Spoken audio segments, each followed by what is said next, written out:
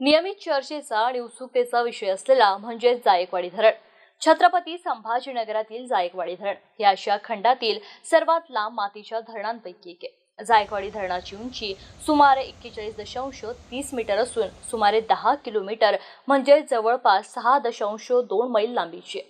या धरणाची साठवणूक क्षमता 2909 दशलक्ष घनमीटर आहे। धरणाची एकूण पाणलोट क्षेत्र 21,750 किमी म्हणजेच 8,400 मैल आहे आणि या धरणाला 27 दरवाजे।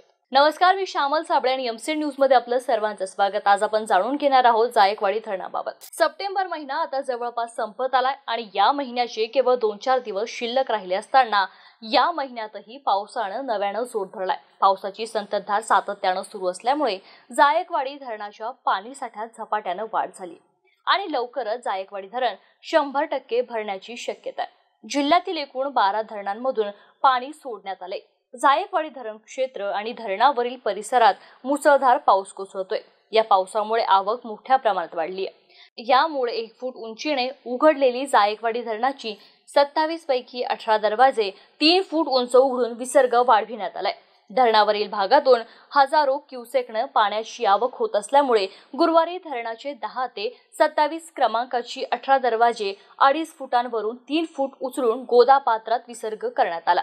धरणात 45,477 क्युसेक या वेगाने पाण्याची आवक होत होती। त्यामुळे धरणातून 56,592 क्युसेकने विसर्ग सुरू करण्यात आला होता। मात्र शुक्रवारी पाण्याची आवक घटल्याने आता 18,000 क्युसेक प्रमाणे गोदावरी नदीपात्रात विसर्ग सुरू करण्यात आलाय। सध्या जायकवाडी धरणात 99.6% इतका पाणीसाठा उपलब्ध आहे, तर 28,000 क्युसेकने आवक सुरू असून 18,824 क्युसेक या प्रमाणे गोदावरी नदीपात्रात विसर्ग सुरू आहे। धरण लवकरच 100% भरण्याची शक्यता असल्यामुळे खबरदारीचा उपाय म्हणून नदीकाठच्या गावांना सतर्कतेचा इशाराही देण्यात आलाय। तर धरण अभियंता विजय काकडे आणि गणेश खराडकर यांच्यासह जलसंपदा विभागाचे अधिकारी व कर्मचारी या संपूर्ण परिस्थितीवर लक्ष ठेवून आहेत।